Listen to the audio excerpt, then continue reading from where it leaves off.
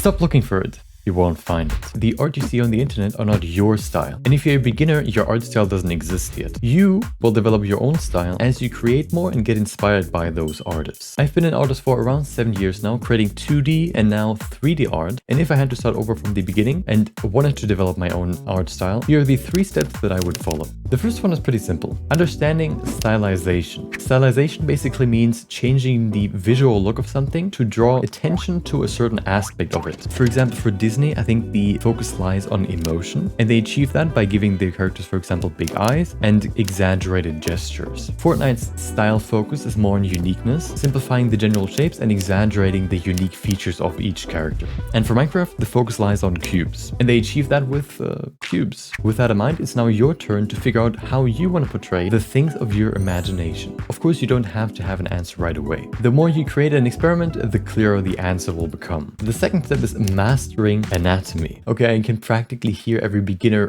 rolling their eyes. Anatomy can get pretty hard and complex depending on what you want to create. But creating stylized characters gets 10 times easier if you know the underlying anatomy that has been stylized. I have 2 tips to make the process a little easier. First, how and why. Why is the thumb not a finger? How do we open our eyelids? Or why do we have abs? Whenever you don't understand something, ask how or why. Even if you understand something, asking how or why can deepen your understanding of that thing. You can do this for almost anything, and it's actually pretty fun to do. You can learn so much more than the surface thing that you probably already know about. And the more you know about a certain thing, the easier it is to create that thing accurately. My second tip, stick to rocks. They're pretty simple.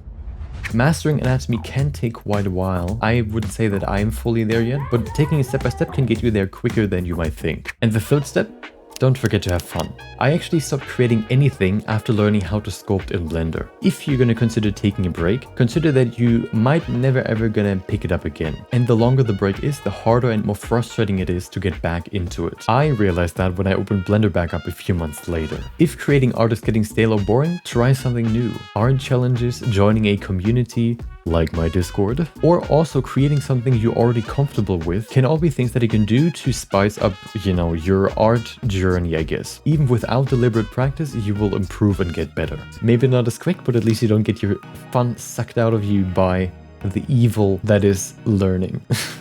Improvement doesn't have to come at the cost of fun. Here's a practical technique that you can use to develop your own art style. First, you create a realistic version of something, and then you create the same thing in the style of your favorite artists. If you're curious how much I have improved over the last 3 years, make sure to check out the video on the left side. Thanks for watching, maybe I'll see you next time. See ya!